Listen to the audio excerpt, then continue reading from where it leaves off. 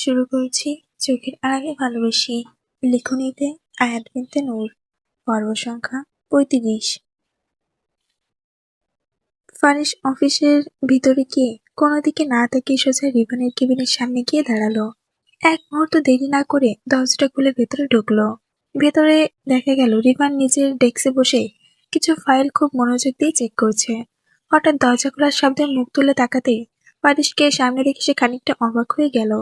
তাড়াতাড়ি চেয়ার থেকে উঠে দাঁড়িয়ে বলল, আরে মিস্টার চৌধুরী, আপনি এখানে? ফারিস ঠোঁটের কোণে হালকা বাঁকা হাসি রেখে ধীরে গলায় বলল, কেন আসতে পারি না? রিভান একটু অপ্রস্তুত হয়ে হালকা হাসলো, তারপর দ্রুত বলল, কেন নয়, অবশ্যই পারেন, বসুন প্লিজ। ফারিস আর কিছু না বলে ধীরে ধীরে সামনে রাখা চেয়ারে বসে পড়ল। রিভানও আবার নিজের চেয়ারে বসলো, কিন্তু তার চোখে মুখে স্পষ্ট কৌতূহল আর অস্বস্তি ফুটে উঠেছে। কিছুক্ষণ ফারিসের দিকে তাকিয়ে থেকে সে বলল, কিছু হয়েছে মিস্টার চৌধুরী? না মানে হঠাৎ করে আপনি এখানে? ফারিসের ঠোঁটে তখনও সেই বিদ্রূপ মাখা হাসিটা লেগে আছে। তার চোখ দুটো স্থির হয়ে আছে রিভানের দিকে, যেন ভেতরে সব কথা সে চোখ দিয়ে পড়ে নিতে চাচ্ছে। ঘরের ভেতরে পরিবেশটা মুহূর্তে ভারী হয়ে উঠল। রিভানের বুকের ভেতর অজানা এক অস্বস্তি কাজ করতে লাগলো। আর ফারিস তখনও একইভাবে বসে আছে, শান্ত, স্থির, কিন্তু সেই নীরবতার ভেতরে যেন লুকিয়ে আছে ঝড়ের আগমন। রিভানের দিকে তাকিয়ে ফারিস গম্ভীর কণ্ঠে বলল, মিস্টার তালুকদার, আপনি ডালে ডালে চললেও আমি চলি পাতায় পাতায়। না হলে এমনিই কি এত বড় বিজনেসম্যান হতে পেরেছি বলুন? ফারিসের চোখের দৃষ্টিটা এতটাই তীক্ষ্ণ ছিল যে রিভানের বুকের ভেতর অজানা একটা ভয় ধীরে ধীরে ছড়িয়ে পড়তে লাগলো। তবুও সে নিজেকে সামলে রেখে শান্ত গলায় বলল, আপনার কথার মানে বুঝতে পারলাম না মিস্টার চৌধুরী। ফারিস ধীরে ধীরে পায়ের উপর পা তুলে বসল, তারপর ঠোঁটে 2 আঙুল ছুঁয়ে হালকা হাসি দিয়ে বলল, কালকে রাতে আপনি লোক পাঠিয়েছিলেন এনএস গ্রুপের বিগ টেন্ডারের ডকুমেন্ট চুরি করার জন্য, অ্যাম আই রাইট? কথাটা শুনে রিভানের মুখের রং এক মুহূর্তে ফ্যাকাশে হয়ে গেল। সে যেন বিশ্বাসই করতে পারছিল না ফারিস এত কিছু জানলো কিভাবে, আর এতটা নিশ্চিত হয়ে কিভাবে বলছে। ফারিস আবারও ধীরে ধীরে বলল, আই নো, আপনি পাকা খেলোয়াড় না হলেও খুব একটা মন্দ খেলেন না, বাট বাট বাট। সে একটু থামলো, তারপর ঠান্ডা গলায় বলল, আমার কাছে আপনি এখনো ছোট, একটা পাখির বাচ্চার সমান। ঘরের ভেতর নিস্তব্ধতা নেমে এলো। ফারিস সামান্য সামনে ঝুঁকে বলল, আপনার মনে হলোটা কি? আমার সিকিউরিটি সিস্টেম এতটাই দুর্বল যে আপনার ভাড়া করা লোক আমার অফিস থেকে আমার টেন্ডারের ডকুমেন্ট নিয়ে চলে যাবে আর আমি বসে বসে দেখব? কয়েক সেকেন্ড চুপ থেকে আবার বলল, মিস্টার তালুকদার, আমি এতটাও বোকা না যে আমার এত ইম্পর্টেন্ট ডকুমেন্ট অফিসে রেখে দেব। তারপর ঠোঁটের রহস্যময় হাসি ফুটিয়ে বলল, যেগুলো নিয়ে এসেছেন সেগুলো চেক করে দেখুন তো, ওগুলো আসলে কি? ফারিসের চোখের দৃষ্টি তখন স্থির হয়ে আছে রিভানের উপর, আর রিভানের বুকের ভিতর তখন ধুকপুক শব্দ যেন আরো জোরে বাজতে শুরু করেছে। রিভান নির্বাক হয়ে বসে রইল। সে বুঝে গেছে সে ধরা পড়ে গেছে, কিন্তু এখন কি করবে? কিভাবে স্বীকার করবে যে সব কাজ সেই করেছে? কেবিনের ভিতরে কয়েক সেকেন্ডের ভারী নীরবতা নেমে এলো। ফারিস গম্ভীর কণ্ঠে বলল, দেখুন মিস্টার তালুকদার, আমার কোম্পানিটা আমার স্বপ্ন। গত 7 বছর ধরে এই কোম্পানিটাকে আমি বিশ্বের টপ 15 কোম্পানির মধ্যে দাঁড় করিয়েছি, আর আপনি যা করেছেন এর ফল ভালো হবে না। তার চোখে তখন ঠান্ডা সতর্কতা। সে আবার বলল, সময় আসলে সবটা ফিরিয়ে দেব, আপাতত আসি। এই বলে ফারিস চেয়ার ছেড়ে উঠে দাঁড়ালো, দরজার দিকে কয়েকবার এগিয়ে গেল। ঠিক তখনই পেছন থেকে রিভানের কণ্ঠ ভেসে এলো, খুব ভালোবাসেন না নিশিতাকে? কথাটা শোনা মাত্রই ফারিস এক ঝটকায় পেছনে ঘুরে দাঁড়ালো। তার চোখে তখন আগুনের ঝলক। রিভানের দিকে তীক্ষ্ণ দৃষ্টিতে তাকিয়ে বলল, shut up, just shut up. আর একবারও ওর নামটা যেন আপনার মুখে না শুনি, না হলে ভদ্রতা কাকে বলে সেটা আমাকে ভুলে যেতে হবে। রিভান ঠোঁট বাঁকিয়ে হালকা হাসলো, তারপর ধীর কণ্ঠে বলল, তাহলে আমার সন্দেহটা ভুল না মিস্টার চৌধুরী? আপনি সত্যিই ভালোবাসেন নিশিতাকে? ফারিস মাথা সামান্য কাত করে বাঁকা হাসল, তারপর চোখে তখন এক অদ্ভুত তীব্রতা। সে ধীরে ধীরে বলল, শুধু ভালোবাসি না, ও আমার আনহেলদি অবজেশন, যাকে ছাড়া নিঃশ্বাস নেওয়াটাও আমার জন্য দুষ্কর। এই বলে পারিস ধীরে পায়ে কেবিন থেকে বের হয়ে গেল। দরজাটা বন্ধ হওয়ার শব্দটা যেন পুরো কেবিনে জুড়ে প্রতিধ্বনিত হলো। রিভান কিছুক্ষণ স্থির দাঁড়িয়ে রইল। তার চোখ এখনো দরজার দিকে স্থির, যেন সে এখনো বিশ্বাস করতে পারছে না। ঠিক এইমাত্র কি ঘটল? পারিসের বলা কথাগুলো যেন কেবিনের দেওয়ালে দেওয়ালে প্রতিধ্বনি হয়ে ফিরে আসছে। হঠাৎ করে রিভানের মনে হলো তার বুকের ভেতর থেকে কেউ যেন তার হৃৎপিণ্ডটা ছিনিয়ে নিতে চাইছে। বুকের ভেতরটা ভারী হয়ে উঠল, শ্বাস নিতেও যেন কষ্ট হচ্ছে। আর দাঁড়িয়ে থাকতে পারল না সে, ধপ করে চেয়ারে বসে পড়ল। তার দুই হাত টেবিলের উপর রাখা, মাথাটা একটু নিচু। মনের ভেতরে যেন তীব্র এক ঝড় বয়ে যাচ্ছে। সেই ঝড়কে থামানোর ব্যর্থ চেষ্টা করছে সে, কিন্তু মন কি আর কারো কথা শোনে? রিভানের ভেতরটা কেমন জানি জ্বলে যাচ্ছে, যেন আগুনে পুড়ে যাচ্ছে সবকিছু। বুকের ভেতরে একটা অদ্ভুত যন্ত্রণা ছড়িয়ে পড়েছে। পারিসের বলা প্রতিটি কথা বারবার তার মাথার মধ্যে ঘুরপাক খাচ্ছে। নিশিতার কাছ থেকে দূরে থাকবেন। ওর জীবনে যতটা ঢুকেছেন তার বেশি ঢোকার চেষ্টা করবেন না। কিছু জিনিস আমি কাউকে ভাগ দিতে পছন্দ করি না। কথাগুলো যেন কাটার মতো এসে বিঁধেছে রিভানের মনে। রিভান চোখ বন্ধ করলো, গভীর করে কয়েকবার শ্বাস নিল, নিজের ভেতরের অস্থিরতাকে শান্ত করার চেষ্টা করলো। কিছুক্ষণ পর ধীরে ধীরে মাথা তুলে সামনে তাকালো। তার চোখে এখন আর আগের সে শান্ত মানুষটার ছায়া নেই। চোখের দৃষ্টি কঠিন হয়ে উঠেছে, ঠোঁট শক্ত করে চেপে আছে, চোখে মুখে এক অদ্ভুত হিংস্রতা ফুটে উঠল। রিভান ধীরে ধীরে টেবিলের উপর রাখা ফাইলটা সরিয়ে দিল। তার মুঠ শক্ত হয়ে উঠল, তারপর নিচু গলায় দাঁতে দাঁত চেপে বিড়বিড় করে বলল, আপনি নিশিতাকে ভালোবাসেন নাকি বাসেন না, এতে আমার কোনো কিছু আসে যায় না, মিস্টার চৌধুরী। তার চোখে যেয়ে তার দখলদারি আগুন জ্বলে উঠল। নিশিতা আমার, আর আমারই থাকবে। একটু থেমে ঠান্ডা কিন্তু ভয়ঙ্কর দৃঢ় কণ্ঠে বলল, ইটস ফাইনাল। কেবিনের নিস্তব্ধতার মধ্যে তার কথাগুলো যেন আরে ভারী হয়ে উঠল। রিভান ধীরে ধীরে চেয়ার হেলানে দিল, কিন্তু তার চোখে তখন একটাই সংকল্প, যে করেই হোক নিশিতাকে সে কারো হতে দেবে না, কাউকেই না। চৌধুরী বাড়ির পরিবেশটা তখন বেশ শান্ত। সকালে যে যার রুমে ব্যস্ত, করিডোর জুড়ে নীরবতা। নিশিতা এখনো তার রুমে দরজা খোলেনি। পড়ার টেবিলে বসে বইয়ের পাতা উল্টাচ্ছে ঠিকই, কিন্তু মনটা পুরোপুরি পড়ায় নেই। মাঝে মাঝে তার চোখ চলে যাচ্ছে জানালার দিকে। মনে অজানা এক দুশ্চিন্তা কাজ করছে, যদিও নিজেকে বারবার বোঝানোর চেষ্টা করছে সব ঠিক হয়ে যাবে। পারেশ তো বলেছিল সব সামলে নেবে। এদিকে রাজীবের ঘুম ভাঙলো প্রায় বেলা 10টার দিকে।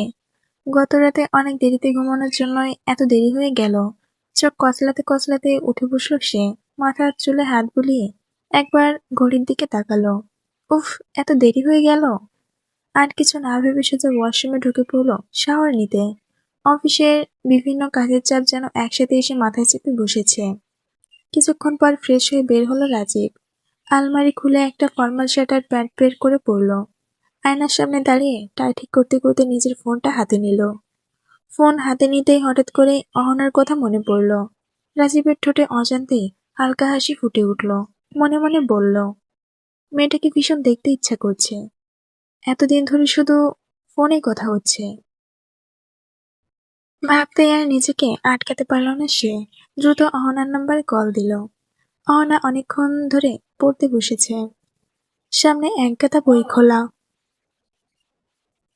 সামনেই পরীক্ষা, তাই মন দিয়ে পড়ার চেষ্টা করছে। হঠাৎ করে ফোনটা বেজে উঠল। অহনা একটু বিরক্ত হয়ে ফোনটার দিকে তাকালো, কিন্তু স্ক্রিনের নামটা দেখেই তার মুখে অজান্তে হাসি ফুটে উঠল। নামটা সেভ করা, ডিস্টার্ব।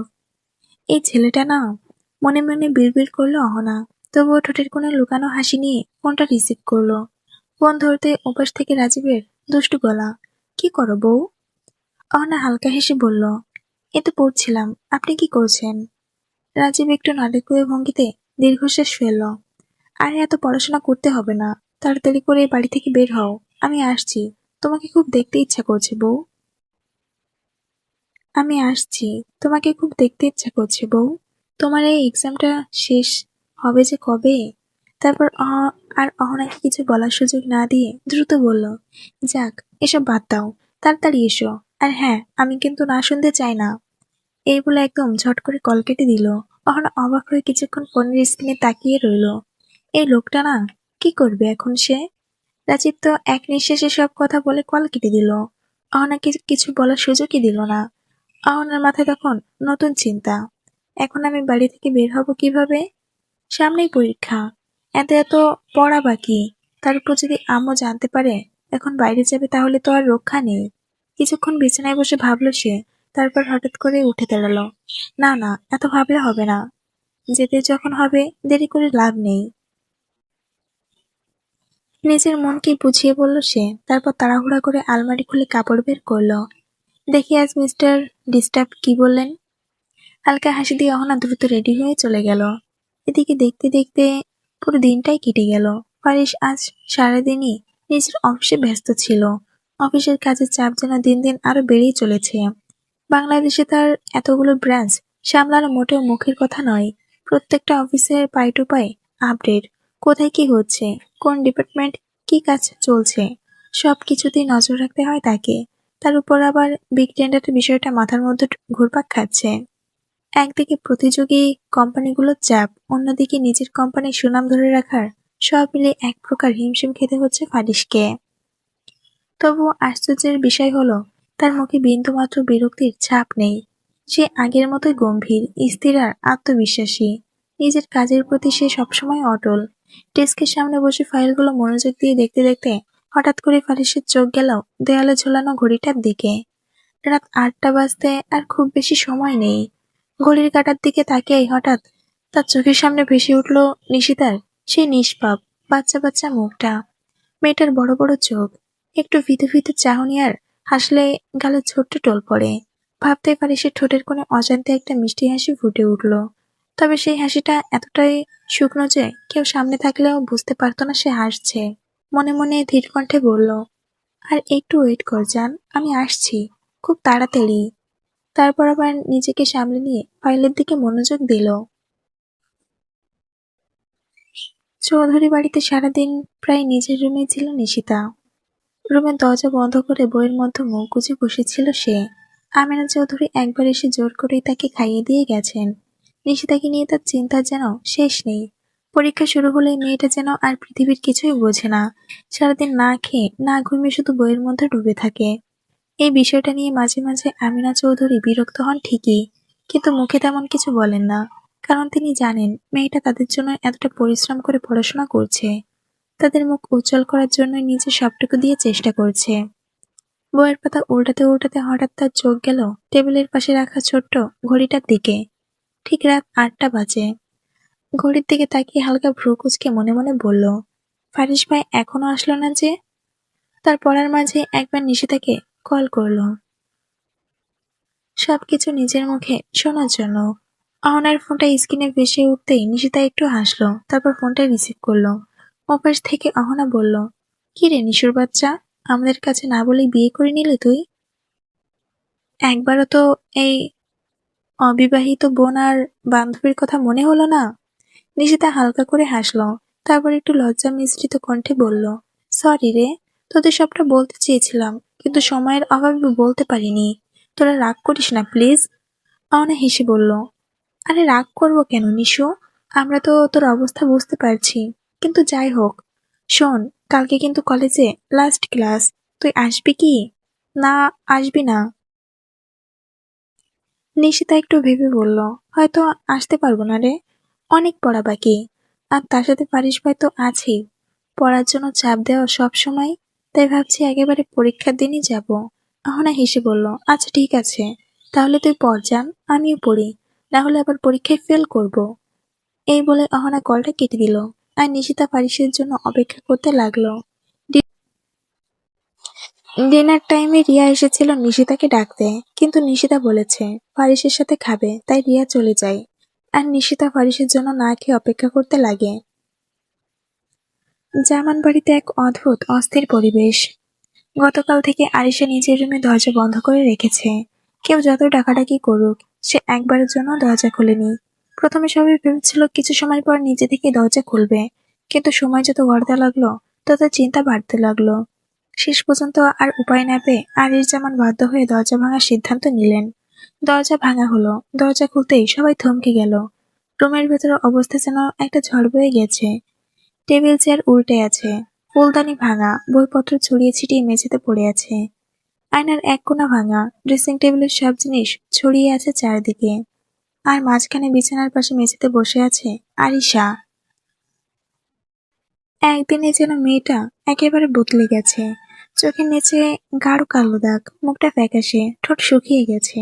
মনে হচ্ছে অনেকদিন ধরে সে ঠিকমতো ঘুমায়নি, ঠিকমতো খাওয়ায়নি। ডাক্তার এসে তাকে দেখেছিলেন। কিছুক্ষণ পরীক্ষা করার পর ডাক্তার উঠে দাঁড়িয়ে আনিস জামানের দিকে এগিয়ে এলেন, গম্ভীর কণ্ঠে বললেন, দেখুন, ওনাকে দেখে মনে হচ্ছে খুব দুর্বল হয়ে গেছেন। সম্ভবত ঠিকমতো খাওয়া দাওয়া করছেন না। মানসিক মানসিক চাপও অনেক। এভাবে চলতে থাকলে খুব দ্রুতই আরো অসুস্থ হয়ে পড়বেন। আমি কিছু ওষুধ লিখে দিচ্ছি, নিয়ম করে খাওয়াবেন।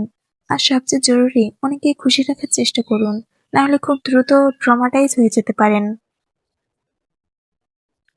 এই বলে ডক্টর চলে গেলেন। ডক্টরের কথাগুলো শুনে আরিস জামান দীর্ঘ একটা শ্বাস ফেললেন। এই মুহূর্তে তার স্ত্রী দেশের বাইরে। যদি তিনি এসব শুনে ফেলেন, তাহলে দুশ্চিন্তায় ভেঙে পড়বেন। তাই সবকিছু একাই সামলাতে হচ্ছে তাকে। ধীরে ধীরে তিনি আরিসের কাছে গিয়ে বসলেন। মেয়ের দিকে তাকাতেই তার বুকটা যেন হু হু করে উঠল। ছোটবেলা থেকে মেয়েটাকে তিনি সব দিয়েছেন, যা চেয়েছে তাই। কিন্তু আজ প্রথমবার তিনি বুঝলেন, সবকিছু দিয়েও কিছু জিনিস দেওয়া যায় না। নরম গলায় বললেন, ছোট থেকে তুমি যা চেয়েছো আমি সব দিয়েছি তোমাকে, কিন্তু এবার যখন দিতে পারলাম না, তাহলে কেড়ে নাও বেটা। আমি তো তোমাকে কখনো হারতে শিখাইনি। এবার তোমাকে কিছু করতে হবে। আর এসে ধীরে ধীরে মাথা তুলে বাবার দিকে তাকালো। তার ঠোঁটে এক অদ্ভুত বাঁকা হাসি ফুটে উঠল। সে বলল, তুমি ভাবলে কিভাবে ড্যাড, আমি ফারিসকে ছেড়ে দেব? তার চোখ দুটো লাল হয়ে উঠল। একদম না। আরিশা জামান কখনো হারতে শেখেনি। আমি আমার জিনিস ছিনিয়ে নিতে জানি, শুধু সময়ের অপেক্ষা। আমার ভালোবাসার আগুন এবার সব ধ্বংস করে দেবে। আমি যদি ফারিসকে না পাই, তাহলে ফারিসও নিশিতাকে পাবে না। আমি যে কষ্টে পড়েছি সেটা সবাইকে অনুভব করাবো। আরিশ যেমন কিছুক্ষণ চুপ করে মেয়ের দিকে তাকিয়ে রইলেন, তারপর ধীরে বললেন, তাহলে আগে নিজেকে শক্ত করো বেটা। এভাবে নিজেকে দুর্বল করলে হবে না। নিজের যত্ন নাও। আরিশা ধীরে মাথা নাড়ল। এদিকে রাত অনেক হয়েছে। ঘড়ির কাঁটা প্রায় 12টা 30 ছুঁই ছুঁই করছে। নিশিতা অনেকক্ষণ ধরে পড়তে পড়তে বিরক্ত হয়ে গেছে। বই বন্ধ করে সে ধীরে ধীরে উঠে ব্যালকনিতে এসে দাঁড়ালো। নিচের রাস্তাটা প্রায় ফাঁকা। মাঝে মাঝে দূরে কোনো গাড়ির শব্দ শোনা যাচ্ছে। নিশিতা রেলিং এ হাত রেখে দাঁড়িয়ে আছে। তার চোখে একটা অদ্ভুত অপেক্ষা। মনে মনে বলল, ফারিস ভাই এখনো আসলো না? তার বুকের ভেতরটা কেমন যেন অস্থির হয়ে উঠেছে। ফারিস অনেকক্ষণ আগেই অফিস থেকে বের হয়ে গেছে। গাড়ি চালাতে চালাতে শহরের নির্জন রাস্তা পেরিয়ে যাচ্ছিল। হঠাৎ তার চোখে পড়ল রাস্তার পাশে একটা ছোট্ট ফুলের দোকানের দিকে। এত রাতে দোকান খোলা দেখে সে একটু অবাক হলো। গাড়িটা ধীরে করে থামালো। নেমে দোকানের সামনে গিয়ে দেখলো সেখানে গাঁদা ফুল সাজিয়ে রাখা আছে। সাদা ছোট ছোট ফুলের মালা, যার ঘ্রাণ মিষ্টি আর নেশা ধরানো। ফারিস এক মুহূর্ত দেরি করলো না। যতগুলো গাজরা ফুল ছিল সবই কিনে নিল। টাকা দিয়ে আবার গাড়িতে উঠে বসলো। ফুলগুলো গাড়ির পেছনে সিটে রেখে সে হালকা করে বাঁকা হাসলো। তার চোখে তখন এক অদ্ভুত কোমলতা। মনে মনে বলল, আমি আসছি জান, আর একটু ওয়েট কর। তারপর আবার গাড়ি স্টার্ট দিয়ে রাতের অন্ধকার রাস্তা এগিয়ে গেল সোজা সেই জায়গার দিকে, যেখানে কেউ একজন অধীর আগ্রহে তার জন্য অপেক্ষা করছে।